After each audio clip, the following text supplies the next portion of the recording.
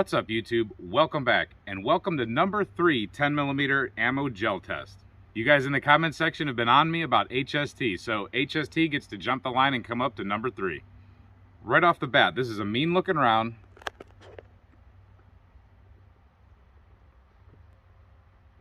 It's a 200 grain jacketed hollow point going supposedly 1130 feet per second at the muzzle.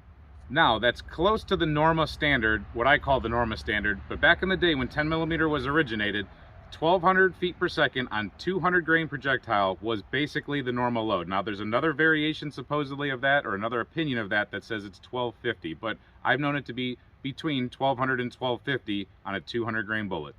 And the reason the normal load is important is because that's what everybody could not handle, and they had to back it down to 40 Smith & Wesson. But the original power factor for 10mm was supposed to be 200 grains, 1200 feet per second, or 1250.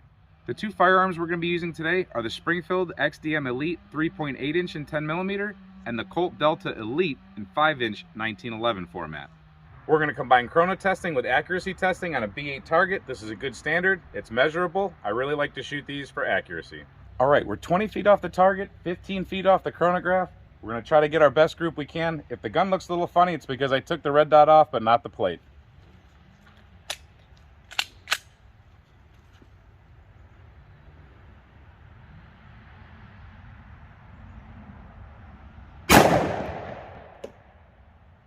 .1071.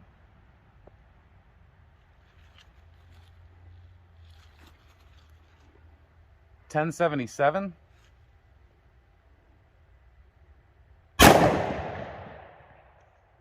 .1079.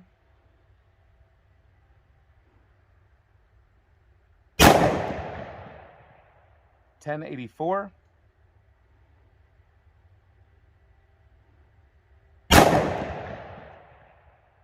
.1085.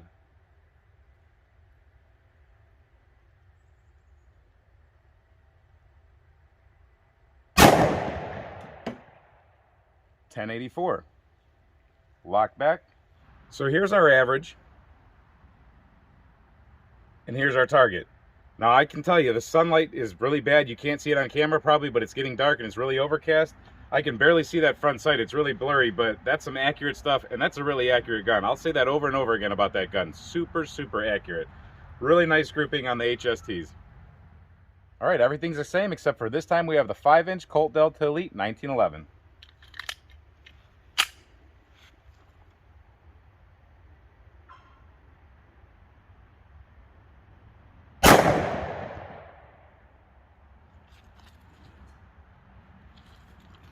.1121.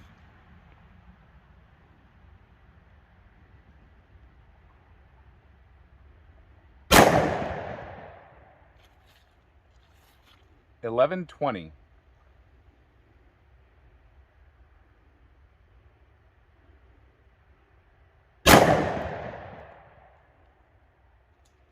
.1107.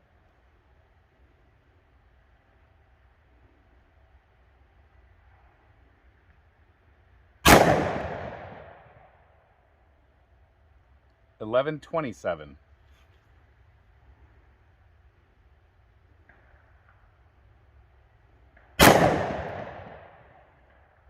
.1115 with a lockback. Let's take a look.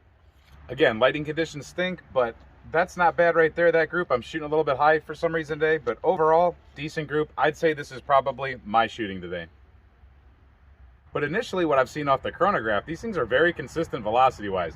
They feel good in the hand to shoot. A little bit tougher out of that 1911. For some reason, that 3.8 inch, it always just softens rounds down. I really like it. All right, let's put these things into gel and see what kind of damage they can do. I'm 15 feet off the gel and the chronograph right now.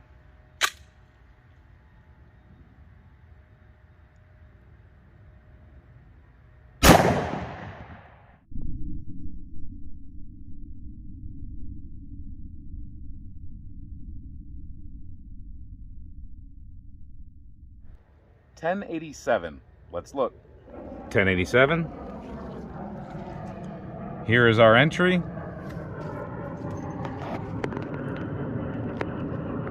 Flight path through the gel. Almost made it out of a 20-inch block. We got to approximately There's the 18-inch mark. I'd say with a little bit of bounce back, we hit 18 inches. We're landed at 17.5. Not a terrible amount of disruption. I thought I'd see more out of an HST. They're pretty famous for creating nasty, nasty wound channels.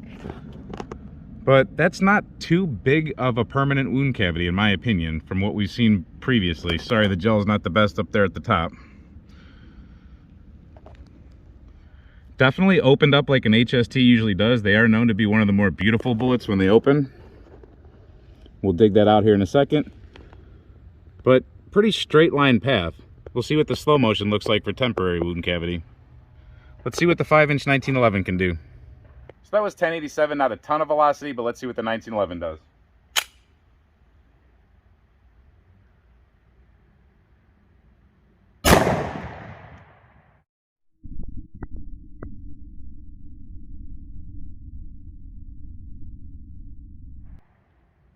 Let's check that out. I might have shot a little bit too close to the other channel. We achieved 1120, so not a whole bunch more increase in velocity. That is very close to the other wound channel, but actually that's really good because I can do more testing in this block. They went very close to each other, but they stayed separate. They did about the same thing, except for, surprise, surprise, the 1911 5-inch with more velocity opened up quicker, therefore I'm sure that's what stopped it here sooner. If you look, it did have more bounce back than the other one. It bounced back at least an inch, but it only made it to 18 inches total. The other one's probably sitting at 18.5. I correct myself from before. But yeah, you see it right there. More velocity. I guess the wound channel looks slightly more violent, but I mean, just in that area right about here. Opened up pretty nice. We'll see when we get them out the difference between the two, if any, but yep, longer barrel equaled less penetration. Here's the bullet we recovered from the 3.8-inch Springfield, and here's the bullet we recovered from the 5-inch Delta Elite. Maybe visually it appears like this 5-inch might have opened up a little bit wider. We're going to measure it here in a second, but this is that beautiful star that I told you about. These things are like flowers. They actually make jewelry and things out of these. Really nice pedal back. I would not want to get hit with it. It looks like it does the job. Huge deep cavity in it still. Let's try to get a measurement here on the 3.8-inch. We got 0.664, 0.662. Let's try the 5-inch. 0.69, 0.68, 0.69. So yep, the 5-inch opened it up just a little bit more, therefore in my opinion slowing it down because it had more surface area to try to pass through the gel. So that's why one made it a little bit farther than the other. So I got to peek at the slow motion just a little bit from that, and from what I see here, I'm not super impressed with the HSTs actually. Now, how they do in clothing or through barriers, that's another test for another day. But again, overall, they just don't seem very impressive for such a beautiful bullet that opened up like this, and down in the gel, they just don't seem to have that crazy of a wound channel. We're talking 10mm here. We're talking a 200 grain bullet that's supposed to be going more than 1100 feet per second, which we saw, and it's really supposed to dump a lot of foot-pounds of energy. Let me know in the comments what you think. Would you carry this round? What do you think about it compared to gel test number 1 and 2 on the 10mm that we've done? We still got a whole bunch of different 10mm ammo to go through, so we're gonna get a pretty good collection of data for you.